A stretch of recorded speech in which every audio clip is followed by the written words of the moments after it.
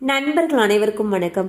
இன்னைக்கு நம்ம அந்த வீடியோல நாளை நடக்க இருக்கும் சந்திர கிரகணமானது எத்தனை மணிக்கு தெரியும், வெறும் கண்களால் இந்த கிரகணத்தை பார்க்கலாமா, கிரகணத்தன்று என்னென்ன செய்யலாம் என்னென்ன செய்யக்கூடாது, மேலும் இந்த கிரகணமானது எந்தெந்த ராசிக்காரர்களுக்கு நற்பயன்களை உண்டாக்கும் போன்ற விஷயங்கள் பத்தி தெளிவா இப்ப நம்ம பார்க்க போறோம். வீடியோக்குள்ள போறதுக்கு முன்னாடி இதுவரைக்கும் நீங்க நம்ம சேனலை சப்ஸ்கிரைப் பண்ணலைன்னா உடனே சப்ஸ்கிரைப் பண்ணிருங்க.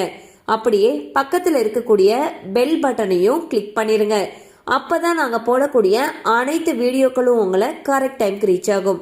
இப்ப வாங்க வீடியோக்குள்ள போலாம். 2026ஆம் ஆண்டோட முதல் சூரிய கிரகணம் தற்பொழுதுதான் முடிஞ்சிச்சு.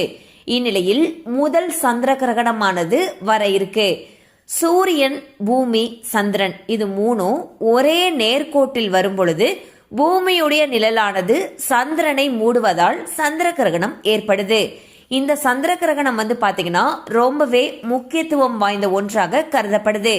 இந்த வருடத்துடைய முதல் சந்திர கிரகணமானது மார்ச் 3ஆம் தேதி வர இருக்கு. இந்த சந்திர கிரகணம் வானியல் துறையில் மட்டுமல்லாமல் ஜோதிடம் ரீதியாகவும் முக்கியத்துவம் வாய்ந்த ஒன்றாக கருதப்படுது. இந்த வருடத்துடைய முதல் சந்திர கிரகணம் பாத்தீங்கன்னா மார்ச் 3ஆம் தேதி பிற்பகல் 2:16 தொடங்கி மாலை 7:52 வரை நீடிக்க போகுது. இது எங்கெங்கெல்லாம் தெரியும்னு பாத்தீங்கன்னா இந்தியா, கிழக்கு மற்றும் தென்கிழக்கு ஆசியா, ஆஸ்திரேலியா, பசிபிக் பெருங்கடல், வட மற்றும் தென் அமெரிக்காவோட சில பகுதிகள் இதுங்கெல்லாம் தெரியும்னு சொல்லியிருக்காங்க.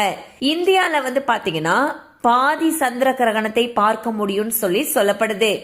ஜோதிடம் ரீதியாக இந்த சந்திர கிரகணம் சில ராசிக்காரர்களுக்கு மிகவும் நேர்மறையான பலன்களை அளிக்க போகுது அப்படின்னு சொல்றாங்க.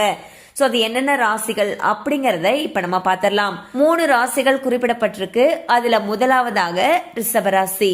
ரிஷபராசிக்காரர்களுக்கு பாத்தீங்கன்னா இந்த கிரகண காலகட்டத்துல பல நன்மைகளை அடைவார்கள் என்று நம்பப்படுது. நீண்ட காலமாக அவங்களுக்கு நிலுவையில இருந்த பணிகள் அனைத்துமே வெற்றிகரமாக முடிவடையும் சொல்றாங்க. அது மட்டும் இல்லாம அவங்க பார்த்துட்டு இருக்கக்கூடிய வேலையில கூடுதல் பொறுப்புகள் கொடுக்கப்படும் சொல்றாங்க. சோ மொத்தத்துல வேலை மற்றும் பதவியில மாற்றம் ஏற்படுவதற்கான வாய்ப்புகள் மிக அருமையாக இருக்குன்னு சொல்லப்படுது. அடுத்ததாக சிம்மராசி. சிம்மராசிக்காரர்களுக்கு இந்த கிரகண காலம் தொழில் ரீதியாக சாதகமான பலன்களை அளிக்கும் அப்படின்ட்டு நம்பப்படுது. இந்த காலகட்டத்துல அவர்களுடைய தொழில், சமூக அந்தஸ்து, அதிகாரம், புகழ், வாழ்க்கை தரம் இது எல்லாமே உயரும் சொல்றாங்க. அடுத்ததாக தனுசு ராசி.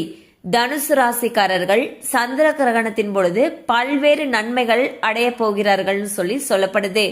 இந்த காலகட்டத்துல தனுசு ராசிக்காரர்களுக்கு நிதி ரீதியாக பல நன்மைகள் கிடைக்கும்னு சொல்லப்படுது. அது மட்டும் இல்லாம அவங்க வேலை செய்யக்கூடிய இடத்துல இருக்கக்கூடிய உயர் அதிகாரிகளுடனான உறவுகள் கணிசமாக மேம்படும் சொல்லியிருக்காங்க. அது மட்டும் இல்லாம தனுசு ராசிக்காரர்களுடைய வாழ்க்கை ரொம்பவே மகிழ்ச்சி நிறைந்த ஒன்றாக இருக்கும். குடும்பத்துடன் தரமான நேரத்தை செலவிடலாம்னு சொல்லப்படுது.